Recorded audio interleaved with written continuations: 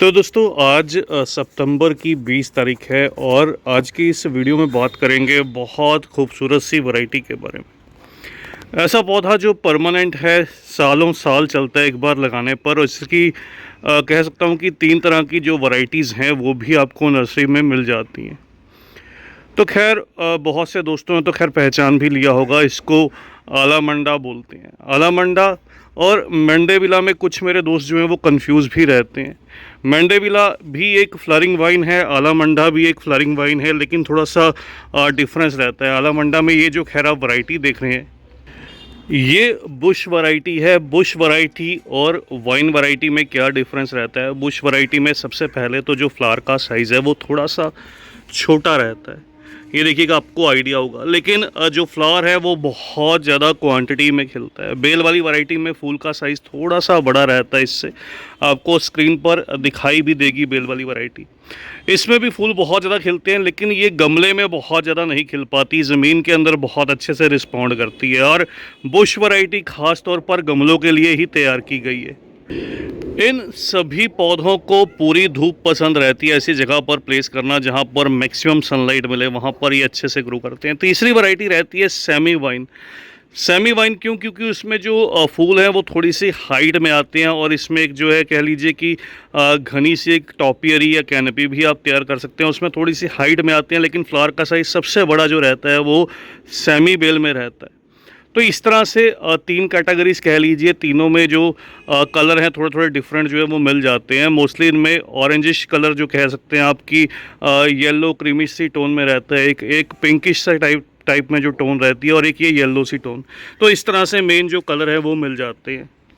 पानी इन पौधों को बहुत ज़्यादा जो है वो पसंद नहीं रहता, थोड़ा सा लिमिटेड वाटरिंग करना ही सही रहता है। ये देखिएगा अभी मेरे पौधे में बहुत सारी कलियां आ रही हैं। इनके क्या रहता है कि खिलने का जो समय रहता है वो मोस्टली मानसून के बाद स्टार्ट होता है।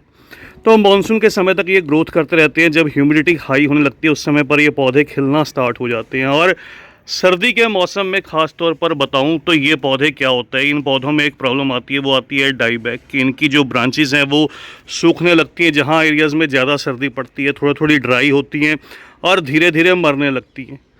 लेकिन इसका एक ये मतलब बिल्कुल भी नहीं है कि पौधा जो है वो सर्वाइव नहीं कर पाएगा। जैसे मैंने बताया ये थोड़ा सा ड्राई सॉइल को पसंद करता है, थोड़ा सा मिट्टी हल्की सी बस नमी रहे, थोड़ी सी ड्राई साइड में हल्की सी नमी वाली वैसी मिट्टी रहे। देखिए अभी भी मेरे गमले की जो मिट्टी है बिल्कुल सूखी हुई दिखाई देगी और पौधा अच्छे से स्टेबल है। कभी कभी कमेंट्स आते हैं हमारे पौधे में पत्तियां पीली पड़ने लगी हैं, पौधे की पत्तियां गिरने लगी हैं। उसका रीज़न यही रहता है जब हम पानी ज़्यादा दे देते हैं, और ख़ास तौर पर जब सर्दी की शुरुआत होती है उस समय थोड़ा सा ज़्यादा पानी मिलने से ये पौधा बहुत जल्दी डोरमेंट हो जाता है और इसकी जो ब्रांचेस हैं ज़्यादा पानी से कई बार डाई बैक करने लगती हैं। लेकिन फिर भी मैं बता दूं, जो मेरे दोस्त कई बार ऐसा समझते हैं कि ये पौधा सूख गया है अब दोबारा गर्मी में सर्वाइव नहीं करेगा, तो बिल्कुल भी ऐसा नहीं है। इसको कभी भी निकाल कर मत फेंकिएगा। अगर आप इसका रूट स्टॉक देखेंगे इस तरह से, देखिए बहुत सारी ब्रांचेस दिखाई देंगी। रीज़न है क्योंकि ये अपने रूट स्टॉक में से फिर से जो नई ग्रोथ है वो फिर से कर लेता है। मतलब इसको समय लग जाता है, जैसे ही जो टेम्परेचर है वो हाई होने लगता है, 20 डिग्री प्लस जाएगा, उस समय पर इसके रूट स्टॉक में से ही जो नई ग्रोथ है वो निकल कर आने लगती है। नई नई जो पत्ती हैं वो निकल कर आने लगती हैं, तो आपको समझ आ जाता है आपका पौधा दोबारा से चल पड़ा है। इसलिए फरवरी मार्च अप्रैल तक बिल्कुल वेट कीजिएगा। अगर ब्रांचेस ग्रीन है तो मतलब पौधा सर्वाइव करेगा। अगर ब्रांचेस बिल्कुल ड्राई हो चुकी हैं, बिल्कुल पूरी तरह से सूख चुकी हैं, और फिर भी 1% चांस रहता है कि रूट स्टॉक में से जो नई शूट है वो निकल आएगी, तो पौधे को जल्दबाजी में निकाल कर कभी मत फेंकिएगा।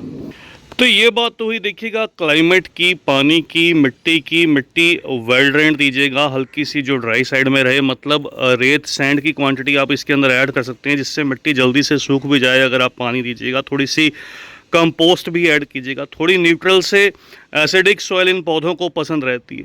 तो ये बेसिक बात के बाद बात करते हैं नर्सरी प्राइस की और गमले के साइज़ की। देखिए अगर छोटा पौधा रहता है तो 10 या 12 इंच का गमला बहुत सफिशेंट रहता है इन पौधों के लिए। बार बार रिपोर्टिंग नहीं करनी पड़ती, 2 साल में एक बार रिपोर्टिंग कर लीजिए, सफिशेंट रहेगा।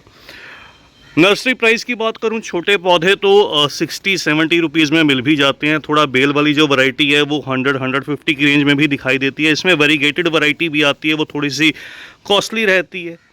लेकिन ओवरऑल बात की जाए तो पौधे का जो प्राइस है वो इन बिटवीन 170 टू 100 जो है वो वेरी कर जाता है। तो इस तरह से अच्छे हेल्दी पौधे आपको इस रेंज में जो है वो नर्सरी पर मिल जाते हैं। चलिए अब लास्ट में बात करते हैं पौधे के फर्टिलाइज़र के बारे में और इसके क्या क्या इसके ऊपर जो इंसेक्ट या पेस्ट जो हैं वो अटैक करते हैं। तो देखिए इस पौधे में कोई भी इंसेक्ट या पेस्ट जो है वो अटैक नहीं करते। बहुत रेयर चांस है आपको कोई मिली बग की समस्या दिखाई दे, क्योंकि इस पौधे में से जो वाइट सैप है वो निकल कर आता है और ये खुद में एक टॉक्सिक पौधा रहता है। इस वजह से इसमें कोई इंसेक्ट या पेस्ट जो है वो अटैक नहीं करते, केयर फ्री प्लांट की लिस्ट में आ जाता है। फर्टिलाइज़र की बात करूं तो एक फर्टिलाइज़र बहुत अच्छे से काम करता है। अगर आपने सारी चीज़ें मेंटेन की हैं पौधे में फिर भी फूल नहीं आ रहे, तो केवल सिंपल सा एक काम करना है आपको। वो क्या, आपको केवल NPK 19-19-19 का जो स्प्रे है वो पौधे के ऊपर कर देना है। 2 ग्राम 1 लीटर पानी में डिज़ोल्व कीजिए और पौधे को अच्छे से नहला दीजिए। 10 से 12 दिन में ये काम कीजिएगा। मानसून के बाद के मौसम में तो आपको जो रिज़ल्ट है वो 100% मिलेगा। आपका पौधा खिलने लगेगा, बशर्ते यह पौधे को पूरी धूप में रखिएगा। तो बस दोस्तों ये थी इस पौधे के बारे में जानकारी आज की इस छोटी सी वीडियो में, इतना ही। और जाने से पहले बताना चाहूँगा कि कटिंग से इस पौधे को आसानी से आप लगा सकते हैं। तो जल्द ही मिलते हैं किसी और नए टॉपिक के साथ, किसी और नई वीडियो के साथ। तब तक के लिए bye, happy gardening, take care.